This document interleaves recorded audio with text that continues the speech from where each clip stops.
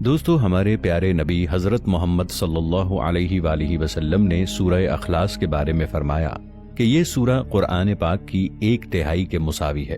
مگر اس صورت میں ایسا کیا ہے کہ ہمارے آقا حضرت محمد صلی اللہ علیہ وآلہ وسلم نے اس کو قرآن کا 1/3 قرار دیا ہے؟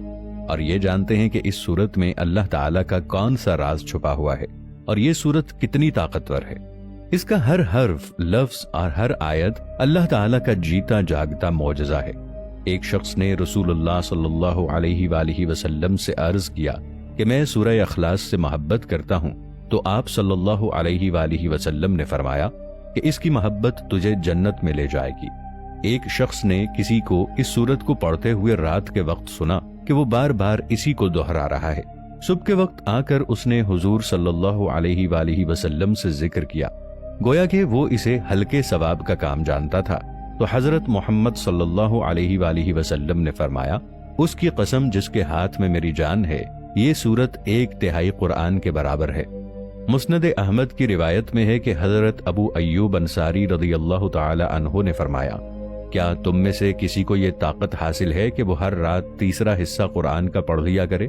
صحابہ کرام رضوان اللہ علیہم اجمعین کہنے لگے کہ یہ کس سے ہو سکے گا؟ آپ نے فرمایا، سنو، قل هو اللہ 1/3 قرآن کے برابر ہے۔ اتنے میں رسول اللہ صلی اللہ علیہ وآلہ وسلم بھی تشریف لے آئے۔ حضرت محمد مصطفیٰ صلی اللہ تعالی علیہ وآلہ وسلم نے سن کر فرمایا، ابو ایوب سچ کہہ رہے ہیں۔ اسی طرح ایک مرتبہ حضرت محمد صلی اللہ علیہ وآلہ وسلم نے صحابہ کرام سے فرمایا کہ تم سب ایک ساتھ اکٹھے ہو جاؤ، میں تمہیں آج 1/3 قرآن سناؤں گا۔ صحابہ جمع ہو کر بیٹھ گئے۔ آپ صلی اللہ علیہ وآلہ وسلم گھر سے تشریف لائے اور سورہ قل هو اللہ احد کی تلاوت فرمائی اور پھر گھر تشریف لے گئے۔ اب صحابہ میں باتیں ہونے لگی کہ حضرت محمد صلی اللہ علیہ وآلہ وسلم نے تو یہ وعدہ کیا تھا کہ 1/3 قرآن سنائیں گے، شاید آسمان سے کوئی وحی آ گئی ہو۔ اتنے میں آپ صلی اللہ علیہ وآلہ وسلم پھر واپس تشریف لائے اور فرمایا، میں نے تم سے 1/3 قرآن سنانے کا وعدہ کیا تھا، سنو، یہ سورت 1/3 قرآن کے برابر ہے۔ صحیح مسلم میں ہے، حضرت ابو درداء رضی اللہ تعالی عنہ سے روایت ہے کہ رسول اللہ صلی اللہ علیہ وآلہ وسلم نے فرمایا، کیا تم اس سے عاجز ہو کہ ہر دن 1/3 قرآن شریف پڑھ لیا کرو؟ لوگوں نے کہا، حضور صلی اللہ علیہ وآلہ وسلم، ہم اس سے بہت عاجز اور بہت ضعیف ہیں۔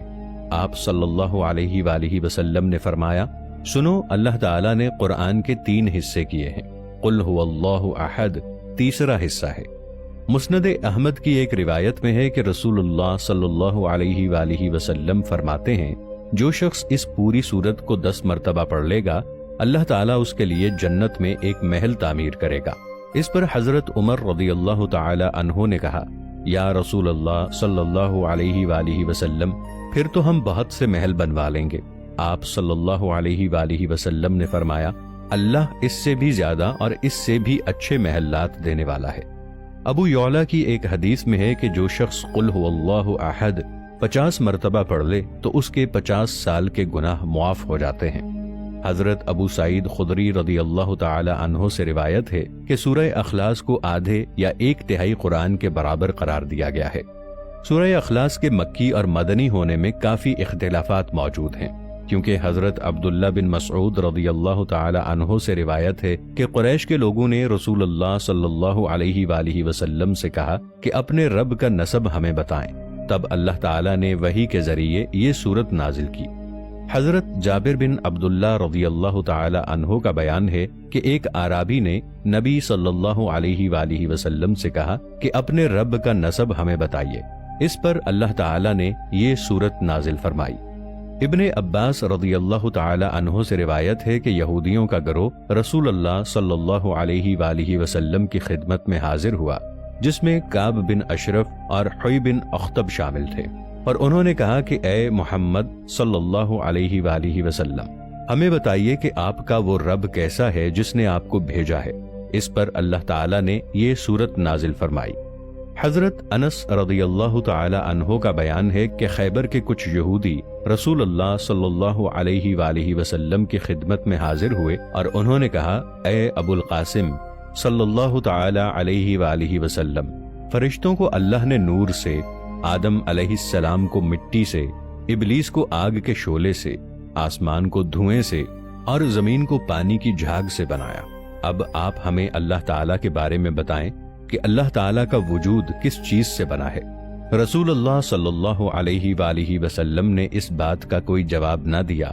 پھر حضرت جبرائیل علیہ السلام آئے اور انہوں نے کہا، اے محمد صلی اللہ علیہ وآلہ وسلم، ان سے کہیے کہ قل هو اللہ احد۔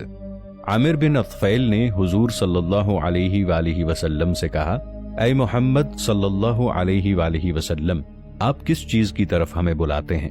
آپ صلی اللہ علیہ وآلہ وسلم نے فرمایا، اللہ کی طرف۔ تب وہ عرض کرنے لگے، اچھا ان کی حالت مجھے بتائیے، وہ سونے سے بنا ہوا ہے یا چاندی سے یا لوہے سے؟ تب سورہ اخلاص نازل ہوئی۔ ضحاک، قتادہ اور مقاتل کا بیان ہے کہ یہودیوں کے کچھ علماء حضور صلی اللہ علیہ وآلہ وسلم کے پاس آئے اور انہوں نے کہا، اے محمد صلی اللہ علیہ وآلہ وسلم، اپنے رب کی کیفیت ہمیں بتائیے، شاید کہ ہم آپ صلی اللہ علیہ وآلہ وسلم پر ایمان لے آئیں۔ اللہ نے اپنی صفت تورات میں نازل کی ہے، آپ بتائیے کہ وہ کس چیز سے بنا ہے، کس جنس سے ہے؟ لوہے سے بنا ہے، تانبے سے، پیتل سے، لوہے سے یا چاندی سے؟ اور وہ کیا کھاتا اور پیتا ہے؟ کیا آپ کے رب نے یہ دنیا وراثت میں کسی سے پائی ہے؟ اور اس کے بعد کون اس کا وارث ہوگا؟ اس پر اللہ تعالیٰ نے یہ سورت نازل فرمائی۔ ابن عباس رضی اللہ تعالی عنہ سے روایت ہے کہ نجران کے مسیحیوں کا ایک وفد 7 پادریوں کے ساتھ نبی کریم صلی اللہ علیہ وآلہ وسلم کی خدمت میں حاضر ہوا، اور اس نے حضور صلی اللہ علیہ وآلہ وسلم سے کہا، ہمیں بتائیے کہ آپ صلی اللہ علیہ وآلہ وسلم کا رب کیسا ہے، کس چیز سے بنا ہے؟ آپ صلی اللہ علیہ وآلہ وسلم نے فرمایا، میرا رب کسی چیز سے نہیں بنا، وہ تمام اشیاء سے جدا اور بالا تر ہے۔ اس پر اللہ تعالیٰ نے یہ سورت نازل فرمائی۔ ان روایات سے معلوم ہوتا ہے کہ مختلف مواقع پر مختلف لوگوں نے رسول اللہ صلی اللہ علیہ وآلہ وسلم سے اس معبود کی ماہیت اور کیفیت دریافت کی تھی جس کی بندگی اور عبادت کی طرف آپ صلی اللہ علیہ وآلہ وسلم لوگوں کو دعوت دے رہے تھے، اور ہر موقع پر آپ نے اللہ تعالیٰ کے حکم سے ان کو جواب دینے کے لیے یہی سورت نازل ہوئی۔ اس کے بعد مدینہ منورہ میں یہودیوں نے، کبھی مسیحیوں نے اور کبھی عرب کے دوسرے لوگوں نے حضور صلی اللہ علیہ وآلہ وسلم سے اسی نوعیت کے سوال کیے، اور ہر مرتبہ اللہ تعالیٰ کی طرف سے اشارہ ہوا کہ جواب میں سورہ اخلاص آپ ان کو سنا دیجئے۔ اگر احادیث کا مطالعہ کیا جائے تو یہ مکہ کے ابتدائی دور میں نازل ہوئی ہے، جب اللہ تعالیٰ کی ذات و صفات کے بیان میں قرآن کی مفصل آیات ابھی نازل نہیں ہوئی تھیں، اور لوگ حضرت محمد صلی اللہ علیہ وآلہ وسلم کی دعوت کو سن کر یہ معلوم کرنا چاہتے تھے کہ آخر آپ صلی اللہ علیہ وآلہ وسلم کا رب کیسا ہے، جس کی بندگی کی طرف آپ صلی اللہ علیہ وآلہ وسلم لوگوں کو مائل کرتے ہیں۔ اس کے بالکل ابتدائی دور کی نازل شدہ صورت ہونے کا ایک ثبوت یہ بھی ہے کہ مکے میں جب حضرت بلال حبشی رضی اللہ تعالی عنہ کا آقا امیہ بن خلف ان کو دھوپ میں تپتی ہوئی ریت میں لٹا کر ایک بڑا سا پتھر ان کی چھاتی پر رکھ دیتا تھا تو وہ احد احد پکارتے تھے۔ یہ لفظ احد اسی صورت سے ماخوذ تھا۔